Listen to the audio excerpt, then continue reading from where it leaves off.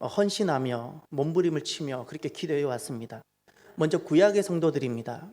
구약의 성도들은 내가 만난 하나님 그리고 오실 메시아를 기다리며 이 믿음을 어떻게 계승하고 전했을까요? 두 가지 방법을 썼습니다. 구약의 성도들은 성막, 이 성막을 통한 절기들, 성막입니다. 하나가 성막, 그리고 두 번째 쉐마, 이 말씀을 그대로 전해주는 쉐마, 이 두 가지를 생명처럼 여겨서 바벨론, 나라를 잃어버렸을 때이든지 어떤 때이든지 이 성막과 이 쉐마, 이 두 가지로 내가 만난 하나님을 다시금 또 일어났어. 부모 세대가 실패했다가 또 다시 일어나서 이 성막과 쉐마를 회복하고 다음 세대에게 믿음을 계승시켜 왔었습니다. 이들이 구약의 성도들입니다. 초대교회 때 신약의 성도들은 그럼 어떻게 믿음을 전해왔을까요? 초대교회 성도들은 주일을 부활입니다. 주일을 중심으로 한 부활 신앙 고백, 십자가 부활입니다. 십자가 부활을 생명같이 여기고 이것을 이번에는 성막이 아니라 말씀입니다. 말씀으로 전해줬습니다. 이렇게 신앙을 계승하고 전해왔습니다.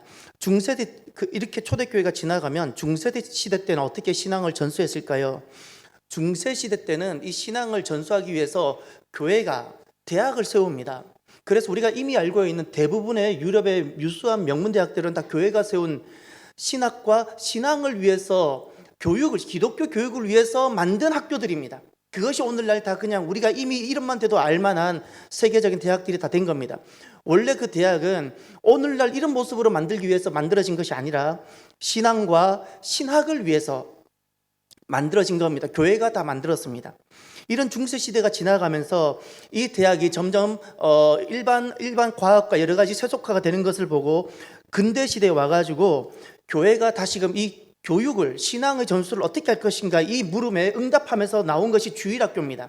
주일학교는 19세기 미국에서부터 그리고 20세기 중반에 이르기까지 주일학교는 운동이 일어났고 이제는 교회가 학교라는 기관에 신앙을 맡기는 것이 아니라 교회가 자체적으로 교육을 하기 시작한 겁니다. 이것이 이것이 주일학교입니다.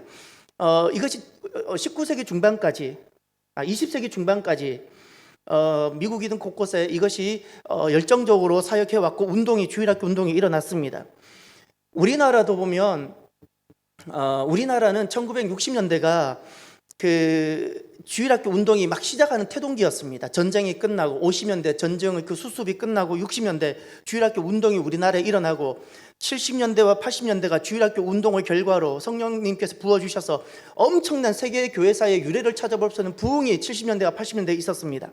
지난주에 제가 말씀을 드린 것처럼 그 세대가 바로 저입니다. 그 부흥의 정점에 있었고 모든 부흥의 그 열매를 다 따먹었던 세대, 누렸던 세대. 그리고 90년대 딱 들어서면 90년대 들어서면 이 우리나라 그것이 정체가 됩니다. 주일학교 교육이 정체가 되고 2000년대 들어오면 퇴보가 되고 급격히 쇠락이 되어집니다. 미국이나 유럽은 주일학교 운동이 쇠락하는데 150년이 걸리는데 19세기 시작해서 20세기 중반 1960년대까지 이 영적 운동이 쇠락하는데 160년, 150년이 걸리는데 우리는 30년 만에 문을 닫게 됩니다. 30년 만에. 지금 그 기독교 교육이, 신앙 교육이 굉장한 위기에 처해 있고 어려움에 직면해 있습니다. 왜 이렇게 신앙 교육이 위기에 처해 있을까? 하비 콕스라는 유명한 신학자는 자기 그 저서에 세속 도시라는 저서에 이렇게 고백을 하고 밝힙니다. 하비 콕스는 무엇이라 부르는 거니? 도시화 때문이다. 도시화를 이야기를 합니다.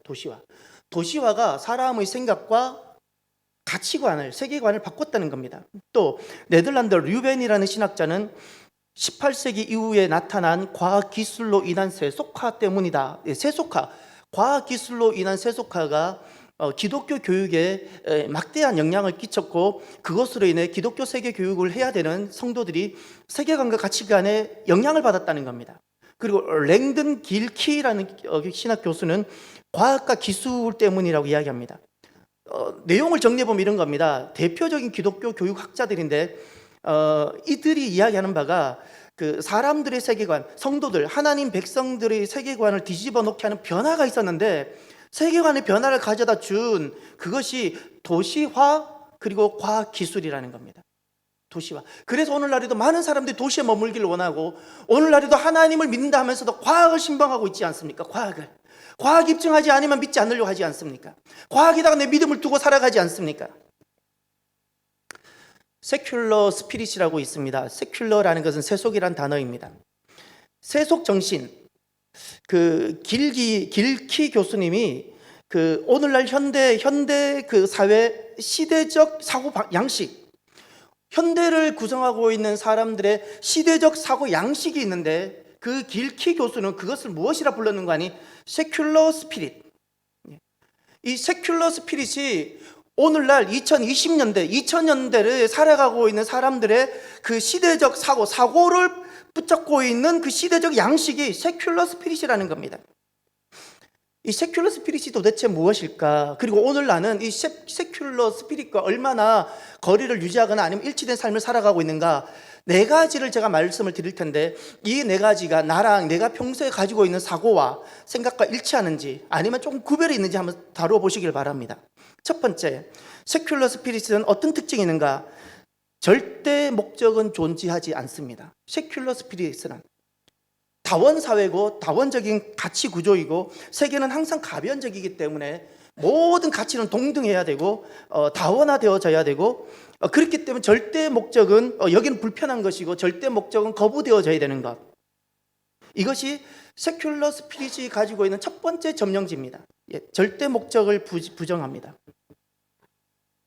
두 번째, 세큘러 스피릿의 두 번째 특징이 하나 있습니다. 그것은 상대주의입니다. 상대주의. 지금 이 모든 네 가지 이야기는 길키 교수 그분이 하신 이야기입니다.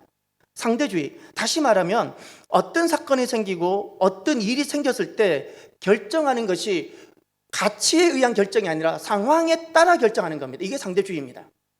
기준이 있고 원리가 있어서 손해를 보더라도 그 기준과 원리를 따라가는 것이 아니라 상황에 맞추어서 결정하는 겁니다. 지금 상황이니까, 코로나 상황이니까 상황에 따라 결정하는 겁니다. 상황에 따라.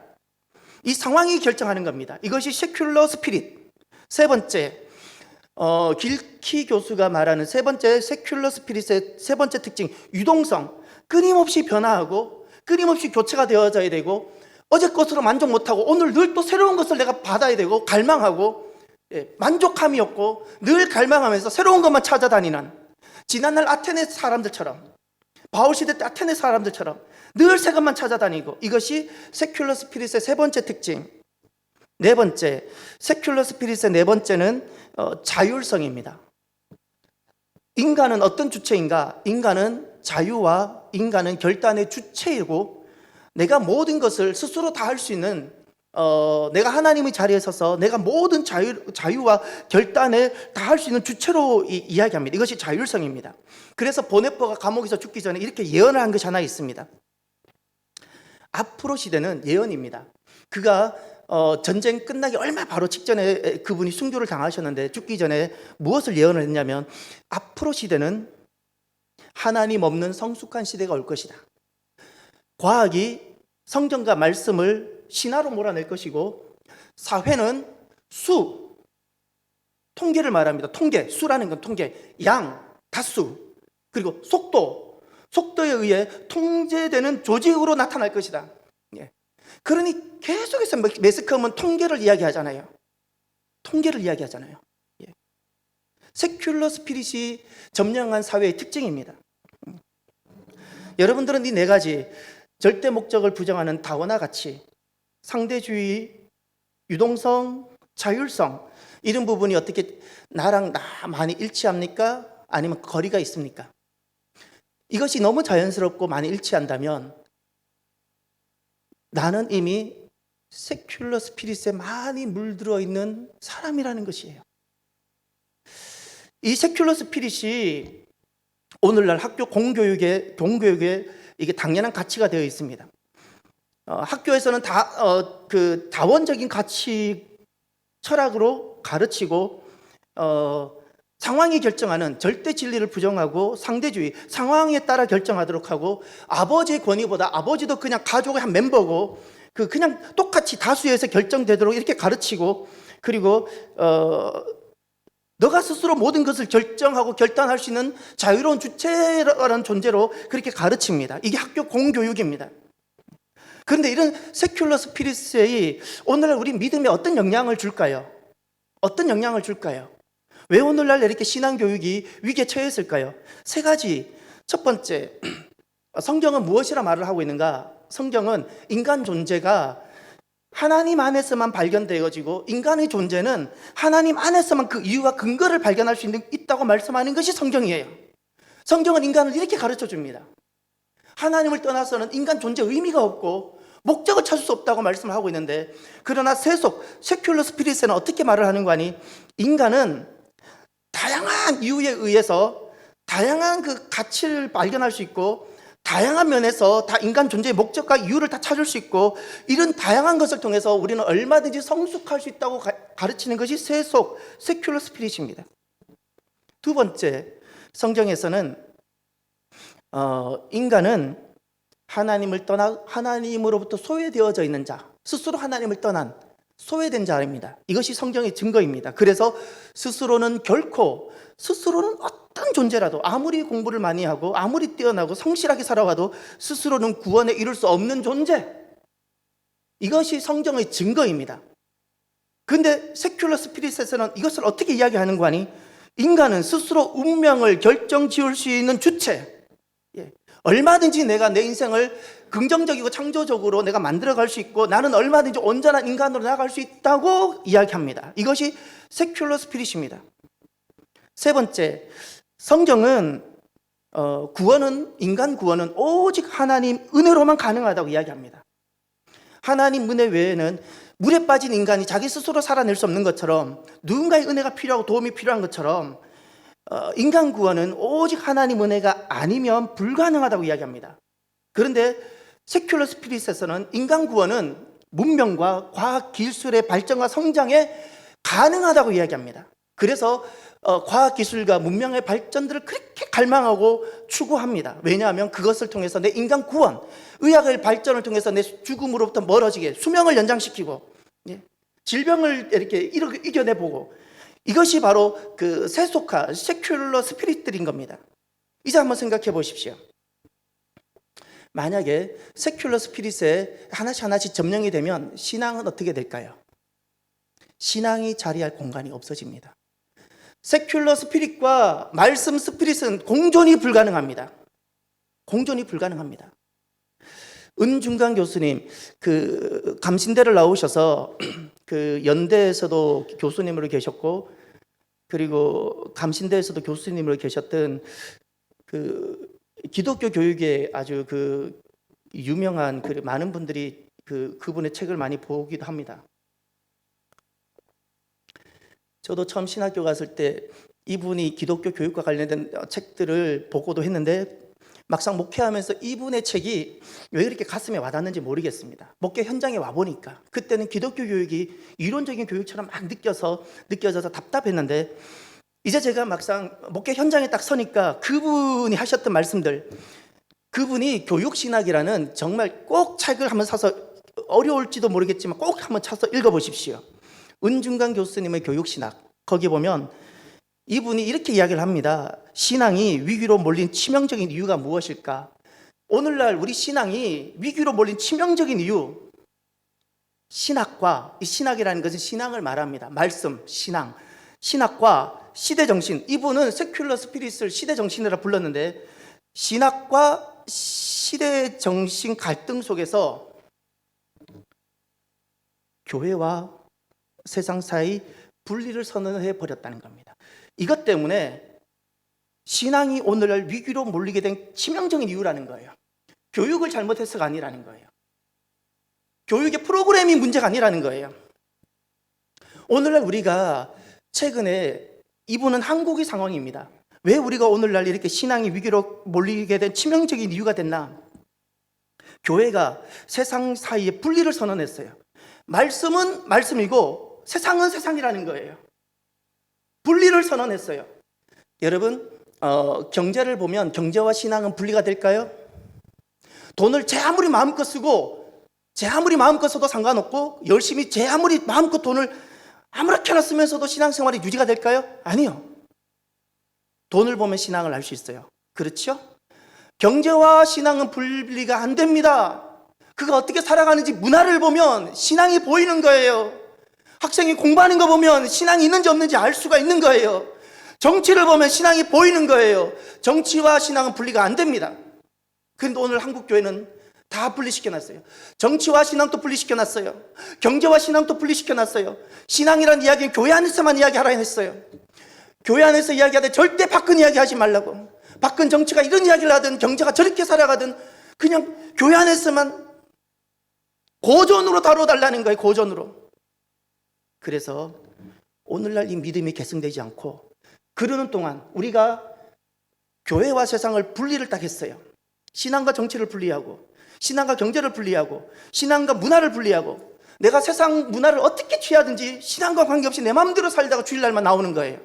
이렇게 교회가 가르쳤어요. 그랬더니 내 자녀들은 그 사이에 세큘러 스피릿이 다 점령을 해버렸어요.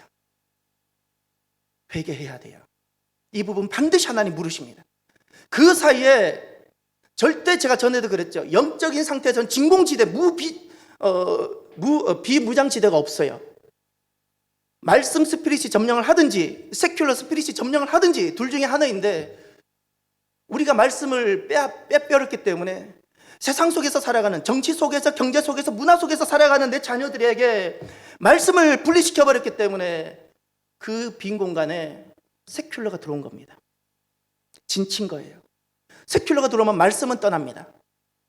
말씀은 떠납니다. 이것이 은중간 교수님 평생 기독교 교육에 헌신했던 그분의 피나는 절규입니다.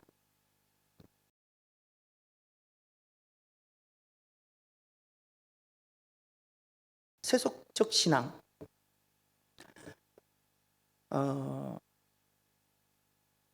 세속적 성도로 그리고 세속화된 그런 어떤 신앙으로 신앙교육, 기독교 교육을 해요. 그렇게 되면 직면하게 되는 어려움이 하나 있습니다. 겉모양은 다 교회 프로그램입니다. 겉모양은 성경을 다 들고 있습니다. 겉모양은 설교입니다. 겉모양은 성경학교입니다. 겉모양은 주일학교입니다. 그런데 세속적 신앙을 가지고 신앙 교육을 하게 되면 어떤 어려움이 오는가? 다음 세대가 길러지지 않습니다. 왜냐하면 신앙인데 세속적이에요. 세큘러된 신앙 가지고는 말씀 스피릿은 전해지지 않습니다. 이게 안 되는 겁니다. 안 되는 거예요.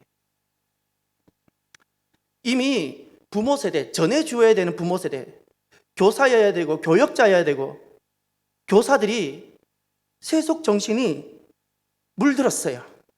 세속화된 부모, 세속화된 가치에 나도 모르게 물들어져 있는 교사들, 교역자들에 의해서 그들의 이제 신앙을 전수해줘요? 그럼 자녀들에겐 이미 세속화된 이 세속 정신이 자리를 잡고 있어서 전해주는 신앙을 다 거절합니다. 이것이 너무나도 고통스럽지만 참담하고 비참한 오늘 우리 한국 교회가 처한 현실들입니다. 너무나도 고통스럽지요. 하나님 없이 성숙해가는 다음 세대들을 보고 있는 우리들.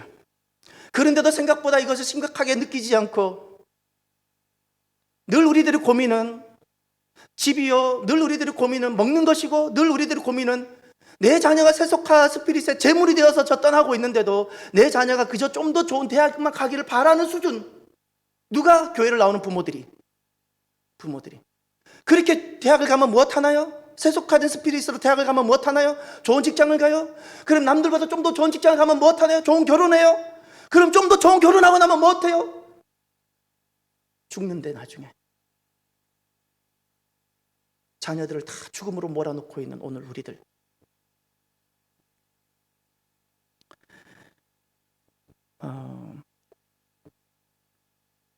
나오미를 많이 생각하게 됩니다.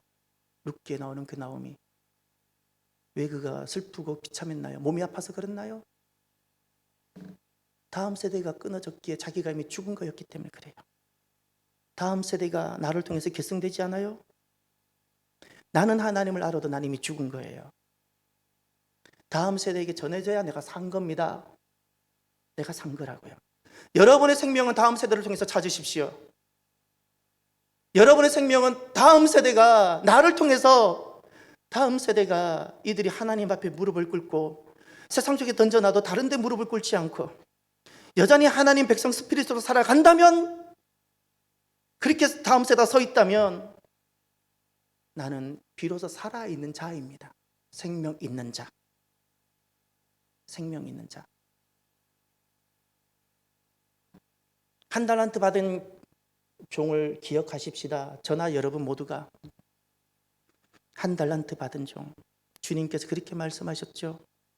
자녀를 얼마든지 장사하고 자녀를 얼마든지 양육하고 자녀를 얼마든지 믿음의 세도로 기를 수 있는 기회를 주셨는데 방치했죠.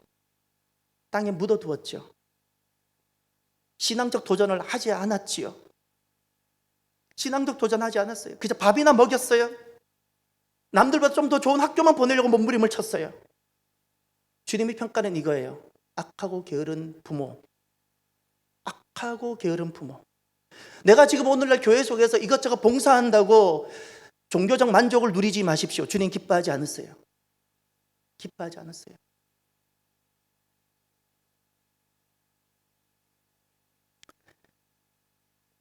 사랑하는 성도 여러분, 이 말씀이 무겁고 어려울지라도 우리가 아파도 들어야 됩니다. 먼저 하나님의 계획을 기억하십시오. 하나님의 계획이 있어요. 왜 하나님은 출애굽을 시켰을까요? 왜 오늘 하나님 우리를 먼저 믿는 부모가 되게 하셨을까요? 다 같이 따라해 볼까요? 내 자녀를 하나님 백성 되게 하기 위해. 그것이 주님 입장에서는 딱 그거예요. 내 백성 프로젝트예요. 하나님 백성 만들려고 이스라엘을 출애굽시켰고, 오늘날 우리의 자녀들을 하나님 백성, 내 백성 만들고 싶으셔서 하나님 오늘 우리들에게 먼저 은혜 주셨어요. 근데 은혜는 따먹고 책임은 지지 않아요. 그러니 악하지요.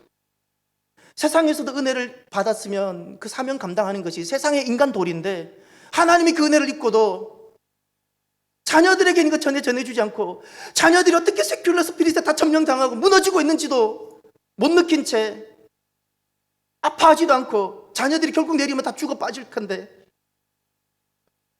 이런 부모가 어디 있어요? 악한 부모가. 대학이 자녀들을 책임져 주나요? 직장이 자녀들을 책임져 주나요?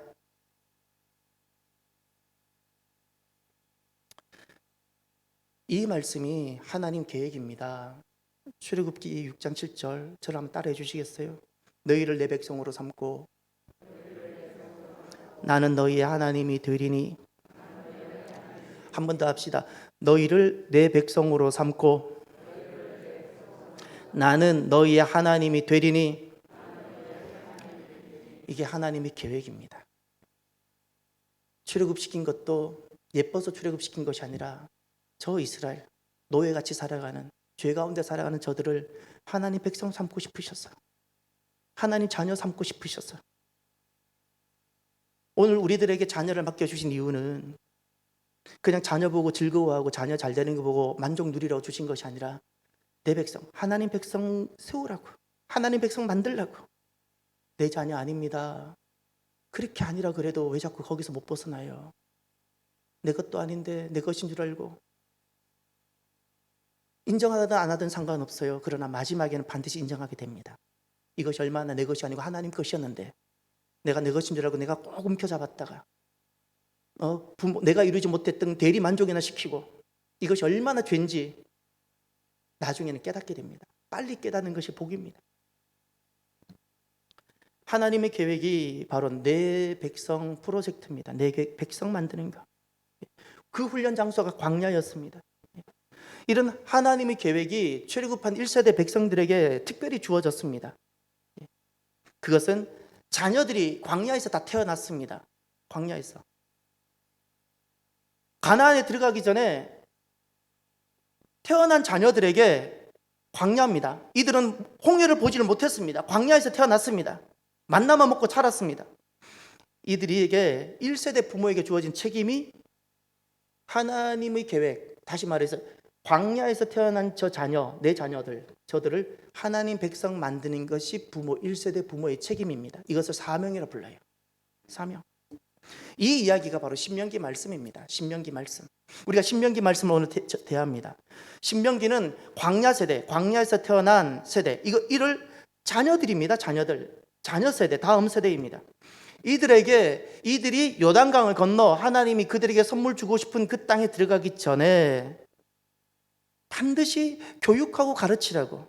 이 신명기는 오늘날 학문적으로 접근하면 딱 그겁니다. 기독교 교육서입니다. 자녀를 위한 기독교 교육입니다. 4장 28절 한번 4장 44절로 가보세요. 성경을 잠깐 펼치셔서 4장 44절 신명기 한 장을 앞으로 넘기시면,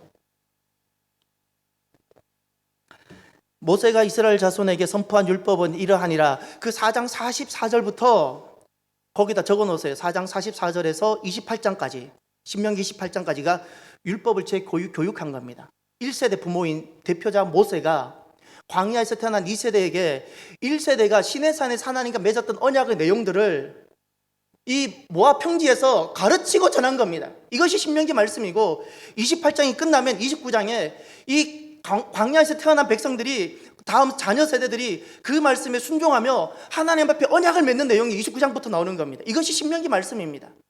가르쳐야 되고요, 자녀 세대가 하나님의 언약 자리로 나와야 됩니다. 이것이 1세대 부모 세대의 책임이요 사명입니다. 이거 감당하지 않으면 악하고 게으른 부모입니다. 내가 오늘날 교회를 나온다고 안심하지 마십시오. 내 자녀의 상태가 어떠한가요? 오늘 우리 교회학교 상태가 어떠한가요? 교회학교에 던져놓고 교회학교에서 잘 하겠거니 여기지 마십시오. 공동 책임입니다. 공동체, 함께 책임을 지는 것이에요. 그래서 금년도에 교회학교 조직을 제가 다 바꾼 겁니다. 요셉 공동체로, 다니엘 공동체로. 여러분이 함께 책임을 져 주셔야 돼요. 여러분이 함께 책임을 져 주셔야 돼요. 그러면 어떻게 하면 우리가 내 백성 프로젝트를 완성할 수 있을까요?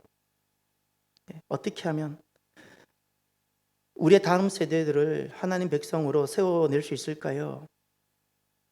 오늘 본문으로 돌아가셔서 딱 한 가지 말씀을 경청하고 귀 기울입시다. 1절 우리 다 같이 읽을까요? 이는 곧 너희의 하나님 여호와께서 너희에게 가르치라고 명하신 명령과 규례와 법도라. 너희가 건너가서 차지할 땅에서 행할 것이니 2절 곧 너와 내 아들과 내 손자들이 평생에 내 하나님 여호와를 경외하며 내가 너희에게 명한 그 모든 규례와 명령을 지키게 하기 위한 것이며 또 내 나를 장구하게 하기 위한 것이라. 아멘. 거기 1절에 보면 본 동사가 하나 나옵니다. 가르치라, 가르치다.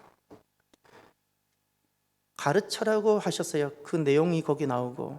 그러니 어떻게 하면 내 백성으로 우리가 만들어갈 수 있을까요? 세상 속에 던져놔도 어떻게 하면 하나님 백성으로 이들이 당당하게 살아낼 수 있을까요? 자녀 세대에게 가르치십시오. 무엇을? 명령과 규례와 법도입니다. 이 말씀을 다른 말로 바꾸면 말씀입니다. 자녀 세대에게 하나님 말씀을 가르치십시오. 그래서 자녀들이 세상 속에서 말씀대로 살게 하십시오. 그때 내 백성으로 세워지는 겁니다. 가르치다라는 단어가 무엇인가 하니, 우리나라는 가르치다 그러면 학교를 생각하고 지식의 오고감을 생각합니다. 그것은 성경에서 말하는 가르침이 아닙니다. 이스라엘 유대인들에게 있어서 가르치다는 것은 도대체 무엇일까요? 31절 5장 31절에 가면 성경에서 등장하는 그 가르치다는 내용이 여기 등장합니다. 너는 여기 내 곁에서 있으라. 내가 모든 명령과 규례와 법도를 내게 이르리니. 주님은 우리에게 말씀하시는 분입니다. 이른다 그랬어요. 너는 그것을 그들에게 가르쳐서. 부모는 가르치는 자, 교사입니다. 부모는 잊지 마세요. 신앙의 교사입니다. 밥을 먹이는 자가 아닙니다. 가정을 식당 만들지 마십시오. 가정을 잠이나 자는 여인숙으로 만들지 마십시오. 가정은 반드시 믿음이 전수되어져야 되는, 신앙의 교육이 이루어져야 되는 곳입니다. 그래서 너는 가르쳐라 그랬죠. 이것이 부모의 자리, 교사의 자리입니다. 그런데 이 가르친다는 것이 무엇인가? 그 다음을 보십시오. 내가 그들에게 기업으로 주는 땅에서 그들에게 이것을 행하게 하라. 행하게 하라. 가르친다는 것은 행하게 되어지는 것이 가르치는 겁니다. 지식의 전수가 가르치는 것이 아닙니다. 가르침을 통해서 삶이 만들어지는 겁니다. 이것이 가르치는 겁니다. 그래서 여기에는 훈련의 개념이 들어가고 반복의 개념이 들어가는 겁니다. 이것이 가르침입니다. 훈련. 내 몸이 말을 안 듣는데 몸이 말을 들을 때까지 반복하고 훈련하는 겁니다. 그래서 행하게 하는 겁니다. 이것이 가르침입니다. 그러면 무엇을 가르치는가? 오늘 본문 1절로 돌아가셔서 세 가지를 가르치라 그랬습니다. 명령과 규례와 법도라 그랬어요. 이것을 가르치라 말씀했습니다. 이 명령과 규례와 법도가 낯섭니다. 도대체 무엇일까요? 아주 중요한 개념이 있기 때문에 우리가 꼭 좀 경청하고 들었으면 좋겠습니다. 명령이라는 것은 들어도 봤지만 어려운 단어일 수도 있는데 미츠바라는 단어입니다. 꼭 그 성경에 하나 적어 놓으십시오. 히브리어로 미츠바인데 이것은 미츠바라는 것은 토라, 창세기, 출애굽기, 레위기, 민수기, 신명기 이것을 토라, 율법이라 부르는데 이 율법의 내용을 어떻게 하면 지킬 수 있을지, 행할 수 있을지를 613개 조항으로 만들었어요. 도대체 말씀으로 사는 것이 무엇이냐는 거예요.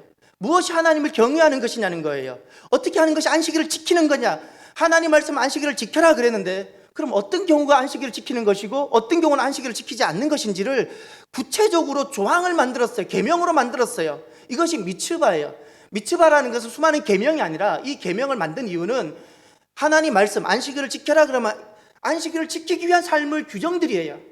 하나님을 경외하라 하면 하나님을 경외하기 위한 삶의 규정들이에요. 다시 말해서 미츠바라는 것은 하나님 말씀을 그대로 지키기 위한 계율입니다. 계율. 우리나라는 18세가 성인이 되는 거죠. 이스라엘 성인식이 있습니다. 남자는 13살, 여자는 12살입니다. 근데 이스라엘은 이 성인식을 남자가 성인식을 할 때는 무엇이라 부르는 거니? 바르 미츠바라고 부릅니다. 바르 미츠바. 바르라는 것은 아들이라는 뜻입니다. 아들. 그런데 성인식을 미츠바라 불러요. 바르 미츠바. 다시 말해 미츠바의 아들이라는 거예요. 말씀 율법의 아들이라는 거예요.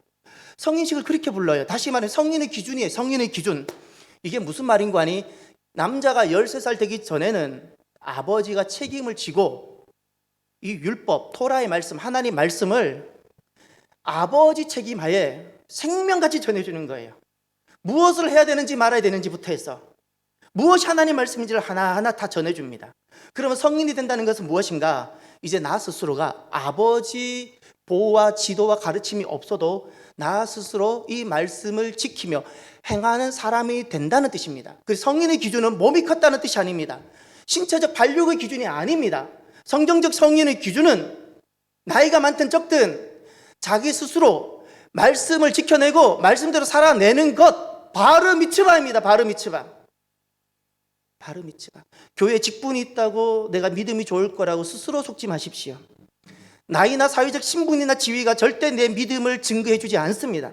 여러분은 바르 미츠바입니까? 바르 미츠바. 규례라는 단어는 무엇인가 하니 히브리어로 호크인데 이것은 이 하나님 말씀을 법으로 제정해 놓은 거예요. 법으로. 하나님이 선포하신 말씀을 이제는 법으로 정한 이것이 호크, 바로 규례라는 단어입니다. 그러면 미시파트라는 것은 무엇인가? 법도라는 것은 무엇인가? 그것은 미시파트라는 건데 이것은 정해놓은 법에 따라서 공의롭게 바르게 판결하는 겁니다. 이것을 다른 말로 공의라 부르는 겁니다. 하나님 말씀 이것을 어떻게 그대로 내가 지킬 것이라를 만든 것이 미츠바예요. 그리고 이 말씀 자체를 법으로 만들어 놓은 것이 호크예요. 규례예요. 그리고 이 규례대로 판별하고 바르게 판결하는 것이 바로 미시파트, 법도라는 겁니다. 이것이 공의입니다. 공의. 이제 한번 돌아보세요. 무엇을 가르쳐야 될까요? 우리는 성경을 가르친다 그러면 성경을 읽어준다든지 성경 내용을 조금 전해주는 걸로 그쳐요. 그러면 성경을 가르쳤다 생각해요. 안 가르친 겁니다. 가르쳤으면 행해야죠. 행하기 전까지는 가르친 것이 아니에요. 행하기 전까지는 다음 세대가 이렇게 살아내기 전까지는 나는 아무것도 한 것 없어요. 백지일 뿐이에요. 백지일 뿐이에요. 무엇이 가르쳐져야 되는가? 내 다음 세대에 스스로 영적 성인이 되어서 하나님 말씀을 그 스스로 수행해 내도록 가르쳐 놓아야 돼요. 내 자녀가 바로 미츠바가 되도록. 내 자녀가 이제 부모 없이 스스로 다른 데 무릎 꿇지 않고 어디를 던져놔도 경제를 다루든 정치를 다루든 문화를 다루든 하나님의 백성답게 살아내는 것, 할렐루야, 이렇게 가르쳐 놔야 돼요. 또 뿐만 아니라 말씀대로 행하도록 가르치고, 그리고 자녀들에게 무엇을 가르쳐야 되는가? 말씀이 기준이 되고 법이 되도록 호크를 가르쳐 놔야 돼요. 말씀이 그들에게 기준이 되고 말씀만이 법이 되도록 가르쳐 놔야 돼요. 안 그러면 다른 것이 기준이 됩니다. 사람은 반드시 무엇인가를 기준으로 삼고 살아갑니다. 그런데 자녀들에게 말씀이 기준이 되고 법이 되도록 가르치십시오. 이게 호크 교육입니다. 세 번째, 그 말씀에 의해서 자녀가 바르게 판단하고 세상을 바르게 보고, 그 말씀에 의해서 세상을 분별하고, 사건이 일어나고 상황이 발생해도 말씀이 기준이 되고 그 말씀에 의해서 해석하는 이것을 교육시켜 놔야 돼요. 안 그러면 그때그때마다 시대 가치로 해석하고 시대 정신으로 그것을 받아들입니다. 그러니 잃어버린 세대가 되는 겁니다. 미츠바가 교육되어져야 되고, 그들에게는 호크 교육을 통해서 말씀이 기준이자 법이 되어져야 되고, 수많은 상황이 일어나고 사건이 일어날 텐데 미시파트 교육이 일어나서 말씀을 기준으로, 하나님 나라 기준으로 판결하고 볼 수 있는 눈을 갖도록 가르쳐줘야 돼요. 이것이 되어져야 돼요. 이것이 되지 아니하면 한 달란트 받은 우리들, 아무리 교회를 건물을 수백 개를 세워도 여전히 우리는 한 달란트 받은 세대, 한 달란트 받은 사람들. 사랑하는 성도 여러분, 기회가 주어진다면, 그래서 2022년이 주어졌다면 우리가 금년에 의미 있는 일들이 많이 있을 수 있습니다. 그러나 하나님께서 기뻐하시는 것은 무엇이겠습니까? 우리는 내 자녀라 부르지만 내 자녀 아니고 하나님의 자녀입니다. 그렇다면 이 22년 가장 의미 있고 복된 것은, 이미 다 자란 자녀일지라도, 아니면 그들에게 내 손자 손녀가 태어났습니까? 그들이 하나님의 백성, 내 백성입니다. 하나님 백성으로 세워지는 은혜가 있기를 바랍니다. 그것을 위해서 2022년을 사용하십시오. 우리가 얼마나 돈을 벌어야 만족하시겠습니까? 얼마나 나를 위해서 살면 만족하시겠습니까? 내 자녀가 얼마나 버려져야지 내가 정신을 차리겠습니까? 하나님 얼마나 기회를 더 주셔야 되겠습니까? 2022년은 다른 기회로 삼지 마시고 자녀들을 살려내시길 바랍니다. 내 백성 되어져야 돼요. 하나님 백성입니다. 하나님 백성. 그러려면 오늘 저와 여러분이 하나 먼저, 아무리 우리가 마음을 먹어도 안 되는 이유가 있는데, 교사의 자리에 서 있는 우리 부모나 우리 교역자들이나 우리 모두가 먼저 무엇이 이루어져야 이것이 기독교 교육이 가능한 거 아니? 언약을 회복해야 돼요. 언약이라는 것은 모세를 통해서 시내산에서 보여줬고, 이 광야 세대가 모압에서 맺은 모압 언약도 있고 다윗이 맺은 다윗 언약이 있는데, 언약이라는 것은 무엇인가 하니 핵심 정신은 스피릿인 겁니다. 너희는 내 백성이 되고 나는 너희 하나님이 되리니라는 이 가장 중요한 이 가치, 이것을 가지고 하나님 앞에서 약속을 맺는데, 이 언약이라는 것은 제가 잘 지켜보겠습니다가 아닙니다. 언약이라는 것은 지키면 복이고 못 지켰을 때는 저는 저주를 받겠습니다라는 결단이에요. 반드시 복과 저주가 놓여져 있어요. 우리는 자꾸 저주를 생각하지 않아요. 성경을 다시 펼쳐보세요. 제가 성경을 그대로 보라 그랬잖아요. 모든 언약에는 복과 저주가 같이 놓여져 있고 그 속에서 내가 언약을 맺는 거예요. 언약을 회복해야 돼요. 이 언약을 회복한다는 것은 마치 마지노선에 들어가는 것이고 내 생명을 여기 거는 겁니다. 나는 이것을 못하면 나는 저주를 받을 것이고 나는 망해도 괜찮습니다. 이런 고백이에요. 오늘 부모들이 신앙교육을 위해서 이 언약의 자리에 서질 않아요. 적절하게 흉내만 내고 있어요. 언약의 자리를 회복하고 언약을 회복해야 다음 세대에게 신앙이 전수되어지고 교육되어집니다. 내 자녀가 아니라 내 자녀는 다 잘못된 우상들이에요. 하나님의 자녀가 되어져야 돼요. 먼저 언약을 회복하십시오. 하나님 앞에 복만 받으려는 그런 기복적인 신앙을 내려놓고 내가 먼저 하나님 백성으로 살아가고 세상 속에서 하나님만 유일한 하나님이 되시고, 이것을 내가 하나님 앞에 언약을 먼저 맺으십시오. 내가 이것을 지켰을 땐 하나님의 은혜도 누리지만 내가 악하고 게을러서 이것 때문에 내가 모든 저주를 받아도 나는 괜찮습니다. 그러나 나는 이제는 정말 언약을 맺고 싶습니다. 이 결단이 되어져야, 이런 마음이 내 안에 있어야, 이런 스피릿이 있어야, 교사가 이런 스피릿이 있고 교역자가 이런 스피릿이 있어야지 기독교 믿음이 전해지는 거예요. 그냥 교사라고 그 교육이 전해지는 거 아니에요. 이 언약을 사랑하는 성도 여러분, 이 신년 두 번째 주일에 회복하시기를 바랍니다. 그때 그것이 회복된 사람을 통해서 하나님은 다음 세대들을 개척하게 하시고 다음 세대가 다시금 하나님 세대로 돌아오게 할 겁니다. 아시잖아요. 정말 하나님 계시잖아요, 여러분. 그걸 알잖아요. 우리가 교회를 뭐 종교화하려고 세력하려고 하는 것 아니잖아요. 다음 세대가 하나님을 만나야 가장 복이잖아요. 그것을 해주자는 거예요. 해주자는 거예요. 이를 두고 여러분이 언약을 회복하고 다음 세대가 정말 복된 세대, 우리가 누렸던 이 복을 누릴 수 있도록 기도해 주시길 바랍니다. 기도합시다. 교회는 종교가 아닙니다. 생명입니다. 자녀가 살아야 되고 사람이 사는 곳입니다. 죄인이 와서 사는 곳입니다. 살아야죠. 자녀 살아야죠. 하나님 백성 만들어야죠. 이것을 들고 결단하며 기도하시길 바랍니다. 기도합시다. 할렐루야. 하나님 아버지 감사합니다.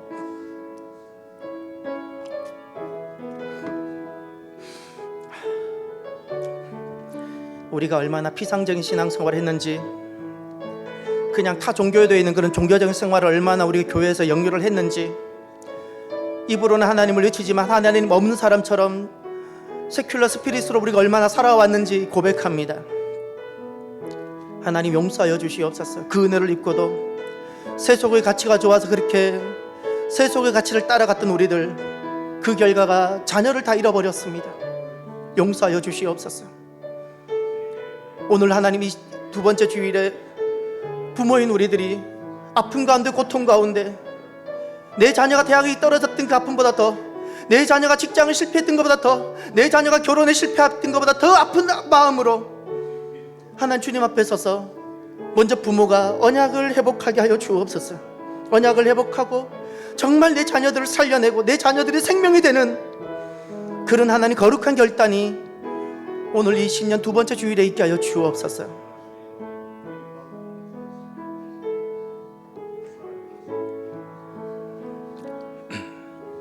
하나님 감사합니다. 하나님의 백성인 자녀들을 살려내는 우리들이 되게 하여 주옵소서. 세큘라에 다 갖다 바쳐버린 우리들 용서하여 주옵소서. 용서하여 주옵소서. 이렇게 가면 내 자녀들이 다른 시대보다 더 잘 먹을 수는 있고 다른 시대보다 더 과학 문명은 누릴 수 있지만 결국에는 망하게 되고 결국엔 그들이 기다리고 있는 것은 죽음뿐이요 지옥뿐입니다. 살려내게 하옵소서. 하나님 백성으로 정말 하나님이 계시는데 계시는 그 하나님을 만나며 하나님 말씀이 그들의 삶이 되고 말씀이 그들의 기준이 되며 말씀으로 세상을 읽고 해석해내는, 세상 속에서도 망하지 않고 쓰러지지 않는 말씀의 스피릿으로 살아가는 우리 자녀들이 되게 하여 주옵소서. 감사하며 예수님 이름으로 기도드립니다. 아멘. 111장 찬양 드림으로 드려진 예물을 봉헌합니다.